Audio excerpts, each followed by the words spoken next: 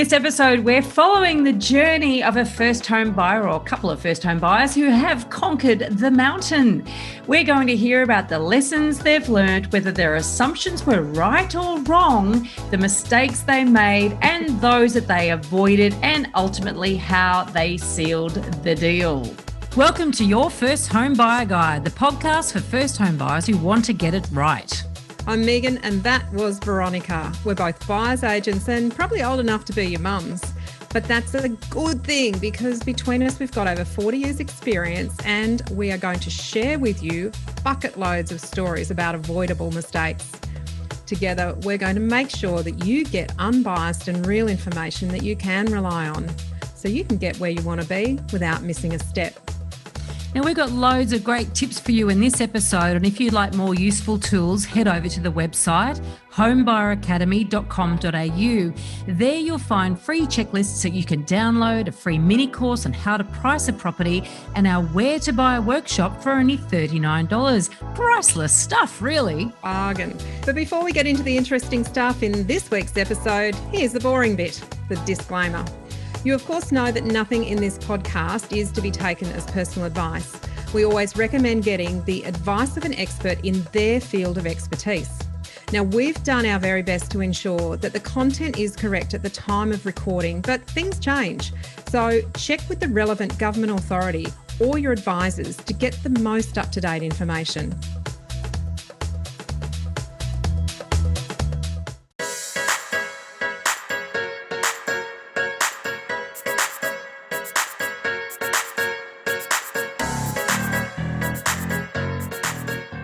Okay. So exciting. It is exciting. Mike and Rhiannon are Home Buyer Academy graduates, and we're so excited to be sharing their story today, especially since they are self-confessed property bears who ended up buying in a boom market. Who'd have thought that was possible? Yep, it's happened. It's fabulous. It's so good. Poster children. So we're so excited to be catching up with you both today, and we really thank you for sharing your story. Yeah. Well, let's start at the beginning, hey? Where were you up to when you first met us or when you first joined Home Buyer Academy? Where were you up to in your search? Well, it was a bit of a mess, to be honest. We were probably, I don't know, Mike, you could probably talk about that first feelings, but we had decided we wanted to buy a lovely Californian bungalow. And we had found a location that we were going to buy it in our particular area. And we realised that that was well and truly out of our price range. So we were lost. We had something in mind. We thought we could get it and it wasn't happening. And then we hit that phase of we were opening our search and everything was on the cards and we didn't quite know what to do next. What about you, Mike? Yeah, look, I think we were sort of in the position where I think Rhiannon's right in the sense that we were a bit lost, really, because there's so much information out there. And myself as a self-confessed property bear, you know, I sort of have been sitting on the sidelines for some time talking about how is this sustainable and, you know, how do prices keep going up, doesn't make sense. And the issue for us, I think, was the issue around trying to save the deposit whilst prices, you know, continued to rise.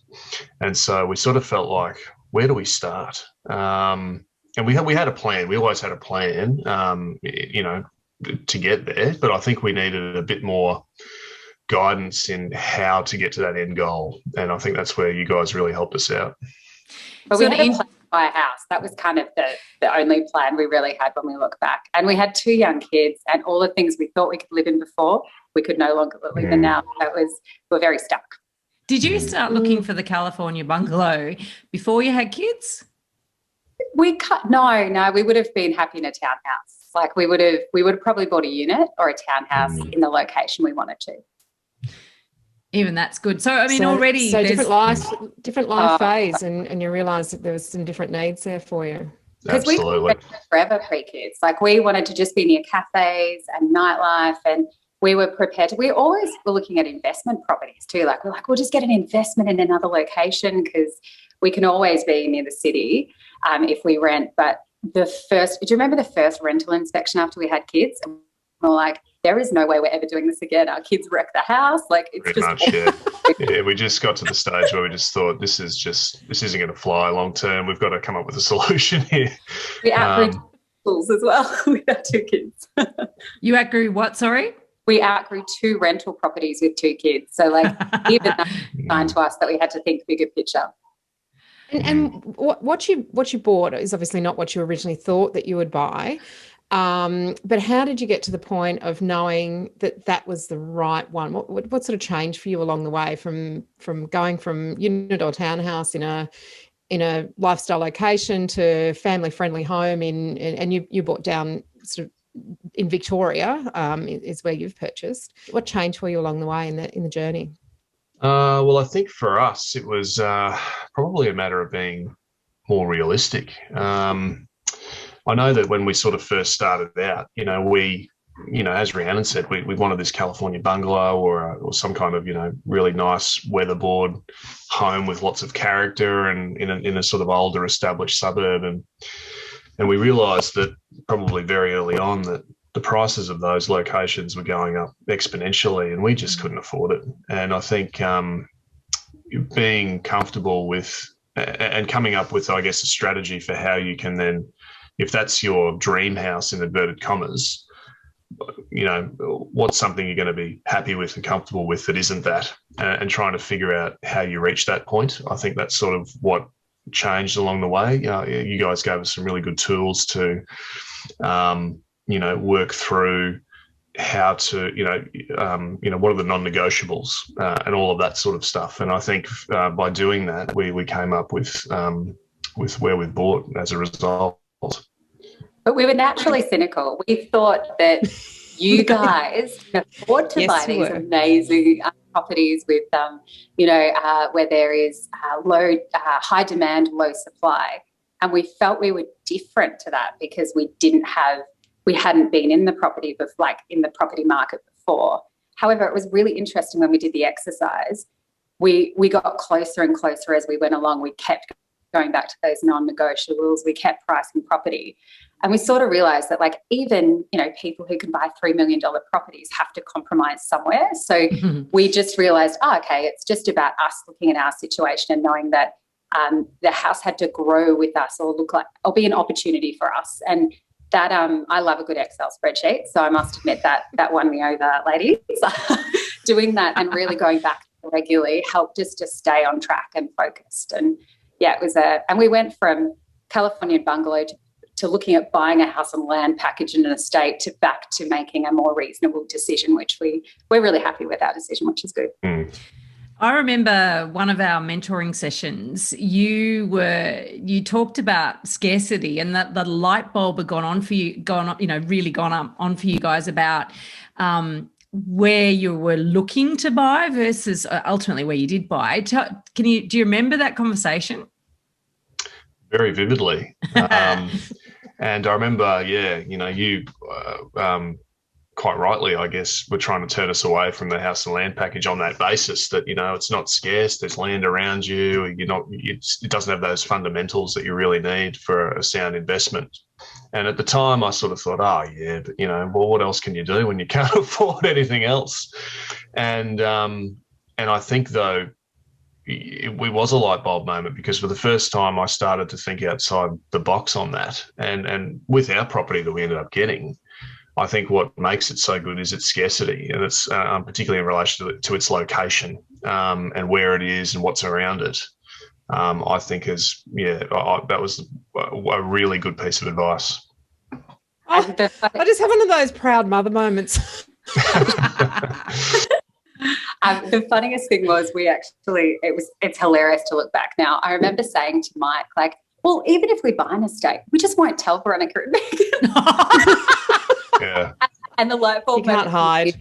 If you're going to lie to buyers agents about where you're buying, you mustn't think that where you're buying is very good. So we sort of looked back and we were trying to find, like, it's like what human behaviour is. Like, you try and find all the information that supports the easiest way to. So we were looking for, like, oh great, what's something that can break down that theory that they have about estates? And we're like, oh well, this estate's only 10 minutes from the beach, and then this. But then when we looked at it, there's 8 kilometres between that estate and heaps of paddock to the beach. So and we looked just across in the other part of the estate, and all the older properties are going for $80,000 less than the new properties. So just basically looking at it was showing us that it wasn't going to be a good opportunity for us, and there was no potential to grow with our family. And that was a huge, and we weren't even making a lifestyle decision. It just, once we started really unpacking, we're like, where's the investment? Where's the lifestyle? This isn't going to work for us anyway. So. Where's the potential? That's the thing that sort of got me was, all these houses, they kind of look the same. They're on very small blocks. You've barely got a backyard. And it's sort of, what potential does it have? And that's ultimately what I think turned me off the most. And look, the big caveat in all this, of course, is our borrowing capacity was very high. I mean, the bank was happy to loan us bloody, heaps of money, but we weren't prepared to take on an astronomical mortgage. And I think that's the other thing. It's about coming up with a decision around what you're comfortable to spend. And I think that's what this journey has helped us out in doing as well, because, you can easily, anyone could just hock themselves up to the eyeballs in debt. And is that a smart idea or not? And I would say it's not. And anyway, I just thought that was useful. And also, I thought that versus our borrowing capacity was quite different. So that was a challenge on always being beaten by the next properties were going up and our deposit was going down in relation to that. So getting that balance right was hard. That's great. So who were your advisors? In the first module of the course, we talk about building a support crew. So who did you gather in, and what did you learn about their role in the process that you went through? I'm happy to jump in here, Rhiannon. We ended up going with Property Planning Australia for our mortgage broking, and I just wanted to say big shout out to Richard White and A.S. Sabidi. They were fantastic. They really were first class, professional, available, happy to talk, because being a first home buyer, you ask about 62 million questions, and and Richard was patient enough to sit through every single one of them and made himself available. It was just fantastic. And the great thing about his services as well is they provide that strategic mortgage broking service, which was something that we knew nothing about. So I don't know, Rhiannon, if you wanted to talk a bit about that stuff maybe? Or? Yeah, I remember COVID was good for people for a lot of reasons. You could save, but also we kind of sat down and we're like, what's the worst that can happen? We'll just engage with the mortgage broker now. And we didn't think we were ready anyway, but I'm so glad we did it, because he sat down and he just listened to us for about 50 minutes, going on about all our concerns and what we wanted and what we didn't want. And it was like going to a therapist. It was, yeah. Right. That's very kind. You can imagine Mike was talking about his cynical housing stuff. And I was ranting and raving I was. It's all unfair, Yeah. Waging a one-man war. That's right. Yep. Indeed. Now you're a property owner. You just want prices to go up now, don't you? We're all about others, Veronica. Yeah. Who cares about everyone else? Yeah. It's actually, we interviewed David Johnson from Property Planning Australia on episode 9. So if anybody wants to sort of understand more about this idea of strategic borrowing, then go back to that episode and have a listen. And I actually had forgotten that we'd sort of passed the details on to you guys. So yeah, you did. No, thank you for that. It was awesome. Yeah, and that's great. And also a point that you made there about you got them involved. You're saying because of COVID, but earlier than you thought you were ready, than when you thought you were ready. And that's something that we really encourage, is because people often, they go and save all the deposit, but they haven't actually had any advice or guidance through the way. And you do need it early on. And if you've got a mortgage broker that won't help you before you're ready, then, there's a good reason to ditch them, I think. Yeah. Sorry, darling. We got to feel safe to ask questions. Like, one thing we didn't know is we thought we were across our own mathematics about 5% and 10% and what have you. But actually, we knew stamp duty got tacked on later, but LMI is a really interesting one that you kind of don't understand until you start the process, where it was sort of our LVR, we were like, 95% you get. But actually, they tack on the LMI, but then they work out what they're going to lend you with that LMI on top of it. So you effectively have to pay the LMI up front, really, if you're only providing such a small deposit. So it was that equity element. We didn't really understand that. And so when we sat down with him, we actually realised we were kind of a bit further off than we might have thought. So we knew how we could change our situation with work and what have you to make it happen earlier. So, and he really explained the nuance with that and offset accounts and all that stuff that we just wouldn't have known other than that. So yeah, that was a really good point. I think the deposit thing was really interesting, and I don't know that many first home buyers sort of stop to think about this. We all know you need a lot of money up front, right? Mm-hmm. But it's considerably more than you think. Because of all the hidden costs. I mean, you've got your LMI, you've got stamp duty, you've got all of that stuff, and it eats into it massively. And so that's what's really good about engaging with the broker early, because, I mean, how early on were we doing it? 8 or 9 months before we bought, maybe even earlier than that. And he was in a position to say, you need at least X amount of money. And so you could then sort of plan ahead to get there. And I thought that was really useful, because otherwise you're just kind of taking a stab in the dark. You think you hit, let's say you're buying a $600,000 house, for example. Well, 5% of that's 30 grand. So you hit 30 grand, you think, great, it's all sorted. Until you realise that, there's all those other costs, and you've really got to factor that in. Legals and your building and pest inspections. Yep. And we do do actually have a spreadsheet for purchasing costs that that people can access as well. So they're really good points, because it's important not to just focus on the percentage of the purchase price to save. You must make sure that you've got enough money, or you can end up in a little bit of a pickle if you haven't got that, because some of those expenses happen before the loan is released to you, before you settle the property. So really important to know when they're going to be due, and that you have access to the money to actually pay them. Now, you mentioned earlier that so much information, and I love that when you talked about your journey before we got to know you, that you'd sort of started even sort of thinking, I just want to buy an apartment because, we don't have kids yet, we're having a great life. And then it was like rent vesting. I know, we just buy an investment. And then it was like California bungalow. Oh, yeah, starry-eyed about, what you want to own. And then the reality check of, oh, come to Jesus moment, I can't afford that. And then, I don't know, we'll go the easy route. Let's just buy something that's easy. Right, sweet. Psychotic. What was that? We sound psychotic when you say that. Like, I mean, this way. That is such a regular journey for people to go through, believe me. It's we call it ping-ponging all over the place. It's really common, and it's not just first-home buyers that do this. This is in our businesses. Megan and I would deal with couples that are upgrading and do the same thing. All the different, and then the classic regardless of their budget. Exactly, and like you say about the $3 million is absolutely spot on. What I love is when they seem to extinguish all other options, and then the next thing they go, I know, I'll buy something and I'll knock it down and rebuild, as if that's the easy out, the easy way. It just typifies how hard the whole thing really is. But through all of that, did you ever suffer from information overload?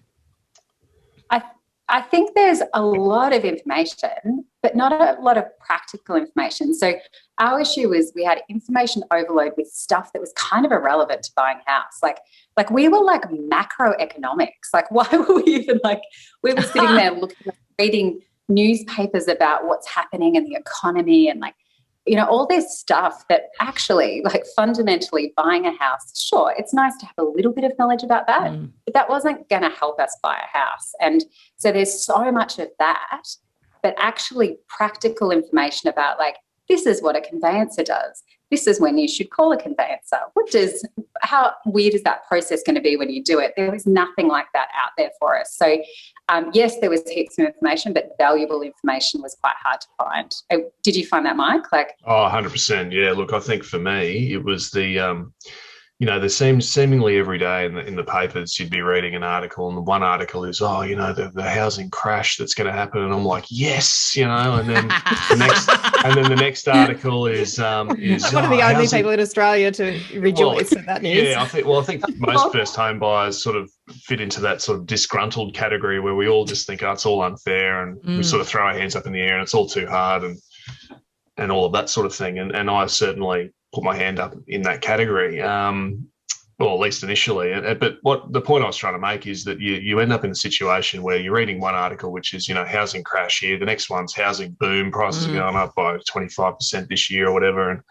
And so you end up getting into these, economic sort of discussions and financial stability discussions and all of this sort of thing, which isn't really conducive to just figuring out, hey, listen, can we afford a house? Should we buy a house? And if so, when? And how can we make that happen? So, yeah, I spent a lot of my time, in that, housing bear camp, ranting and raving about the fairness thing rather than focusing on the practicalities. And it was so nice for us to not waste our weekends. Like we started so I think it was the non-negotiables list. I can't actually remember, ladies, but there was like 10 things we wrote down about what we wanted in a property. And it was like there was a few that were quite different with us to begin with, but when we started going to houses and talking about our family, like we kind of had a framework to start doing it. And that was so great. Like we started going to houses with our kids.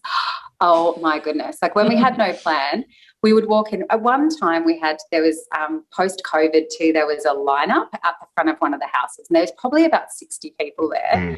And our little boy doesn't walk anywhere and he went straight, like ran at full speed to this glass window at the front of the house. And oh man, it was bad.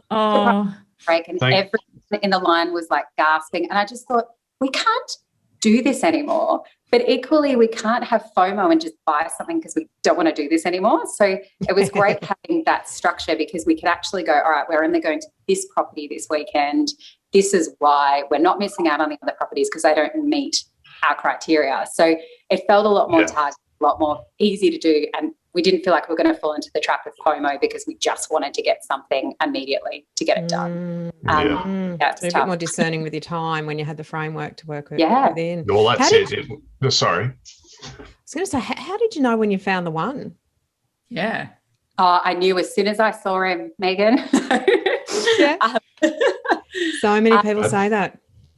Yeah, I don't know, we walked in and we already had done the fundamentals, so we knew when we were going to the property it ticked the boxes. Yeah. And it was easy to walk through and go, yep. And I must admit, we knew we'd have an emotional response because we weren't buying in an estate anymore, like that whole year had gone. We kind of wanted that feeling of lifestyle, but I remember being out in the backyard and seeing the kids play a bit and there was this beautiful shade of tree that they were under and it was very romantic. Like it was and we met the neighbours, like we did our due diligence, we chatted to some people. And I think after meeting that last neighbour, Pat, who is, this is just great and we love it here. And I go down and have so we're quite by the water. It's sort of an older fishing village. And he's like, I go and have a tinny sometimes down by the beach on a Friday night. And it's just our vibe. It's our people. So it felt really, really great. Like it just all clicked. I don't know about you, Mike. Was that you? Yeah, no, I think it's pretty much the same. I think it sort of met those fundamentals that we talked about earlier, where early on in the piece, through the course, we filled out that spreadsheet about, what are the non-negotiables and all of those sorts of things. And it pretty much ticked every box for us. And then for me, it was the location aspect and the scarcity. So it came down to that scarcity factor where I went, this place, where it is, doesn't come up very often. And I think that in and of itself is a good purchase. Plus it met all those other fundamentals, as I said. So, so for me, it was like, let's do it. And we didn't want anyone else to have it. Like we were prepared to let it go if it went for too high, but we really wanted it to be ours, which we never thought we'd feel like that with a house. We thought we'd drag our feet for it. But it felt really, have to talk really yourself right. into it. Yeah. And was it an auction or was it just by private? Like, did you make an offer? Did it have an asking price? What was the process for you? Yeah, it was private sale. They had an asking price. But naturally, of course, in this current environment, as you said at the start, it's a seller's market. And so we had to be prepared to sort of nudge that up a bit. And that's where that price researching really came in handy. And all of the tips and tricks you gave us for that was great. And one thing that's quite funny about our journey is we thought it was going to take us ages to find the house we wanted, but we actually got pre-approval on the Friday and bought our house on the Monday, which sounds crazy, right? Like that. No, it's not crazy. No, you've done a lot of work leading up to that. Yeah. That's it, yeah. So confident and ready, and we knew what questions to. I felt like I was a bit. I felt like you, Veronica, when I was sitting asking questions at the real estate. We felt like we knew how to ask stuff. Like, you know, we asked them whether, you know, was the vendor after any particular settlement conditions. Like, we just felt like we had good questions to ask, so we weren't effectively just asking what price do they really want. And then he gave us a lot more information through that because he knew we were keen. We didn't mess about. We just said we'd really like the Section 32. We want to send it to our conveyancer. And we asked those questions about the vendor, like what's their situation? What do you think they would like in conditions of this? And then he said we're going for best offer, which scared us a lot because we were kind of like, how do we do best offer? But we also kind of knew, he sort of said best offer, but then he goes, and this is the other thing you'd already warned us about, that he said best offer, but he said, there's people who've put offers in, but we're going to give them another round. And it was like, oh, gosh. So we just had to go back to pricing of what did we think it was worth and what did we have to nudge it up a little bit to secure it without going crazy. And that's yeah, sorry, but I was just going to say that's exactly the point, was that we nudged it up just that little bit, and we were prepared to walk away from that. It was, all right, that's the most we are comfortable to pay. That's it. If they come back and say, oh, look, can you throw a couple of extra grand in, or if there's room for negotiation, we were prepared to just walk. And I think that's a smart way to be. It's as much as it is in a lot of ways, an emotional purchase, you've got to also have that sort of rational lens to say, look, you know, I'm not prepared to pay more than what I think it's worth. That's the point where the head has to take over. Yeah. Yeah. And my mum had priced the property for us. So she went, it was funny. She came on the Monday. So another thing we knew was the environment for, they were quite comfortable with us coming back on the Monday, which was interesting. So we kind of knew there was interest, but we were like, if there was so much interest, why would they be opening the property for us again? Like that was kind of in the back of our head. But my mum went with Mike, and it was so funny. They gave us their price and they said, you're going to have to go up to this. And it was like $40,000 over what we would have offered. And so I think it goes back to your advisors. You know, they weren't pricing property in that area much. They were very much going by feel. And we could have, if we hadn't have done the research, done what my parents did and just gone, great, throw heaps of money at it and you'll get it. But we didn't even need to do that. So it was good we had the research behind us. Good on you for sticking to your guns there. Such a good point, though, because the thing is that, like, you did factor in a premium. You did your research. You also factored in a premium because you wanted to get it and you recognised it was a good property and it was right for you, et cetera, et cetera. So you'd already done that. But then people can get carried away because they love it so much. They think everyone loves it just as much as them. And sometimes they might be right. But other times, you know, I know it with our clients, and you must too, Meighan, you know that if they were left to their own devices, they would pay more than they need to. So you've used that process and you've kept yourselves under control. But, you know, and I think having your walkaway price before you start negotiation, we often talk about that, is so important. But it can't be what you hope to buy it for. It has to be what you will if you really have to. You know, if and the agent came back and said it sold for, you know, your price plus a little bit, you just hands up. Yep, I'm comfortable with that. Yeah. So how long do you plan to live in this house? Forever. I've moved something like I'm, 38 now. So I've been renting since I was 18. So I must admit, we looked at this as we need this house to grow with us. We'd love to stay there for a really, really long time, but at least 10 years. Yeah. And you're going to do anything to it? Like, what are your plans to do? You wanted to add value. I've sort of got the feeling that you might do some work on it. What's in your heads? Well, look, based on its location, I think there's potential to go up a level at some point. And me being not only a muso, but I work from home a fair bit. I really want a studio in the backyard where I can sort of separate the home and work thing. So I think we might do that at some point. But lots of options. And we checked with council and things like that beforehand too, to make sure, because we wanted this property to grow with us, to check what permissions we'd need and has there been previous planning done on the house? Because, you know, effectively, if it couldn't have gone up a level, like you're missing out on these beautiful views, it probably wouldn't have been a great purchase for us. So we definitely did our due diligence with that to make sure, and seeing how many 2 stories were behind us, whose view would we block, was quite important for us as well. So we asked our building inspector when he was up on the roof just to have a bit of a look around, and he did that for us as well, which was great. Oh, very good due diligence. It's such an important point, though, because people do buy properties thinking, oh, well, I'll do that down the track, but they don't actually then go, you know, they don't actually check out whether that's feasible or not. Yeah. And then you get stuck. So that's oh God, you're such good students. You have to give you gold stars, won't we? Well, we had good teachers, Veronica, didn't we? So, and we didn't even pay you to say that. Now, is there one piece of advice that you would give to first home buyers who are still climbing that very long mountain? Oh, I'll let you take this on first, Mike. Yeah, okay, thank you. Look, I think, first of all, you've got to make a plan and you've got to set yourself a bit of a goal.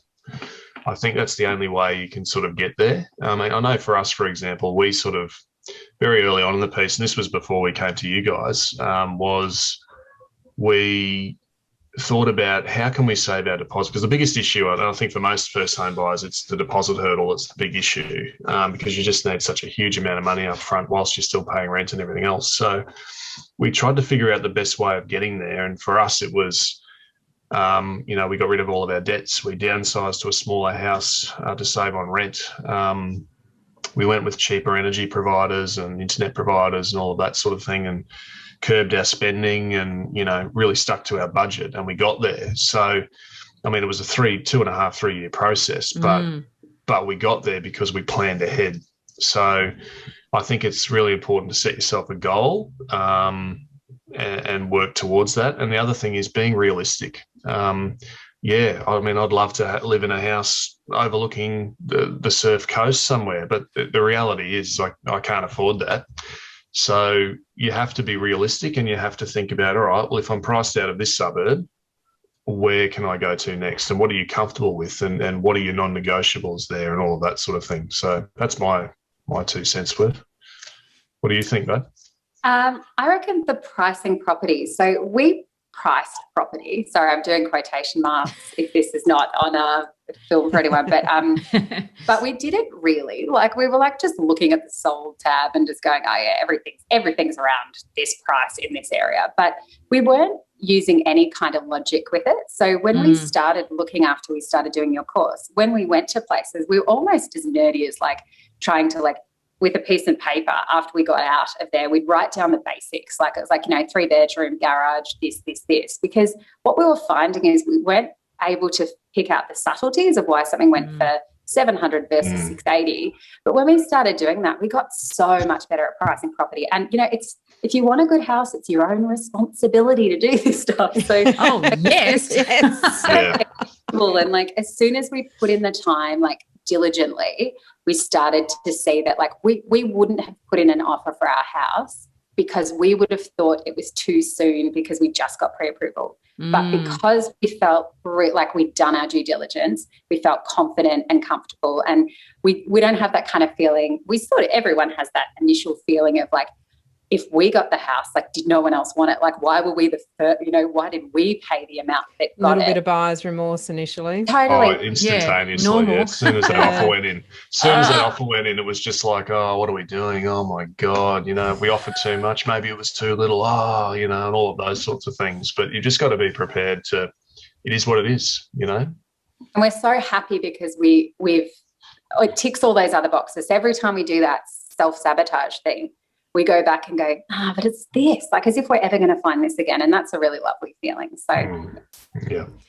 It is interesting because you do have that post-purchase dissonance. I remember learning that at university, and you guys are classics because of course at the beginning you're a bear anyway. You're going, it's negative. It's all overpriced. Everyone's an idiot buying one. One day it's all going to fall off a cliff. It's going to be a nightmare. and then you've got them, made the decision. And look, I tell you what, every property I've bought, I've freaked out immediately afterwards too. And so if I can do it, God, you can do it. Like in everything that all of my research and experience. Have you, Meighan, felt that? No. Haven't. But I'll tell you what, there's not a property that I've bought that I have second guessed over, but I think that's because my head takes over very quickly in the process, and it's a very logical process that I go through. I pretty much remove the emotions. I've actually not. I get nervous going into it. Oh yeah, good to hear. I've not bought property that I've second guessed myself out of before. I should have bought it. So I've made all the mistakes that everybody makes with all the information. So that's why I'm extra proud for you guys, because you've come at it from that position and you have done all that work. And I think too, what you said there, Rhiannon, is so important. That, yes, you got pre-approval on Friday, Monday you bought the property. So you got 4 days, not even really, because it wouldn't have been, 24 hours time 4. Getting ready before you're ready, value in that is massive, especially in a rising market. And that's not the time to start. Now you got the money burning a hole in your pocket is not the time to start learning all the fundamentals that you learned. So, and that's why, your journey is such a good journey, because I didn't even know that there was that 4 days. It was only 4 days. I didn't even know that until you just told us then. So that's really, really good. Yeah, we really did our research and it's that whole planning ahead thing. I mean, if you can arm yourself with that knowledge early, and then when you're ready, because that's the other thing, we didn't actually go for pre-approval until we were ready to go. So that's the other thing. Like I reckon you're better off, this is my personal view, others may disagree, but I think you're better off arming yourself with all that knowledge first, and then making sure you've obviously got the funds available to execute it. And then once you're ready to go, that's when you go and do it, It's easier to walk away from properties. Like when you don't have pre-approval, there's nothing on your opportunity list. You know what I mean? Like, that kind of idea of walking away from something. They're not in your reach. So you are just pricing property. So it's not emotional. It's kind of you're getting in there, doing it. It's a process. And so we didn't feel like anything got away during that time because we weren't ready until we had pre-approval. So that was a good feeling as well. So step by step, that whole idea of doing things in the right order and in the right process actually meant that once the property was there, you knew that you had done all the right things leading up to it. You knew that you were pricing it correctly. You knew what your compromises were and you were comfortable with them. Had that property come up much earlier in your search and at the wrong time, then that's when the mistakes would be made. Yeah, absolutely. Yeah. Yeah. Or would have been the one that got away. Yeah. Totally. Yeah, that's a horrible one too. It's too early, but it's only too early if you haven't actually, done the groundwork. So look, we are such proud mama bears of you guys. It's been an utter delight being part of. I was in total shock when we got your email. Yeah. Yay, them. No, Mike hasn't purchased, surely not. Well, actually, it's funny. I remember, Meighan, one of the things that got me over the line, I think, was we were having a discussion and I was ranting and raving during one of our mentoring sessions. And I think you very bluntly said, well, it's a choice. You can either choose to get in or you can choose not to. And I thought, that's fair enough. That's absolutely dead right. It is what it is. And you've got to make a choice. And for us in our lifestyle, the fact we got kids, we have to do it. And that's the thing, you can't time the market. It is what it is, Exactly. Great quote to end on. It is a great quote to end on. We have been so privileged being part of your journey, and and for you listeners who've recently joined us, these guys were part of our original beta group. So the first ever Home Buyer Academy group of students. That's been a wonderful journey. We learnt so much through you guys as well. And the course is constantly under evolution as a result of the feedback that we get as well. And so we're just so delighted to be part of it. And thank you so much for coming back and sharing your story with us and all the listeners. Thank you. It's really fantastic. And we couldn't have done it without you. Look, all BS aside, I think, the tips and tricks that we learned from that course is ultimately what got us over the line. So, thanks for putting it together and thanks for being available and talking us through it. It was really, really helpful. So thank you. Absolute pleasure. Very proud. In this episode, we've covered a very small part of our 10-step online course for first-time buyers. If you would like to learn more about the process and how to buy without making a mistake, then head over to our website, www.homebuyeracademy.com.au. Don't forget to subscribe to the podcast so you won't miss an episode. And if you like what you've heard today, please give us an iTunes review. 5 stars would be wonderful. It will help others find us as well. Thank you for joining us. We hope you found this really useful. And if you have, please share the love with others who you know are in the same boat. We'll be back next week with some more priceless stuff.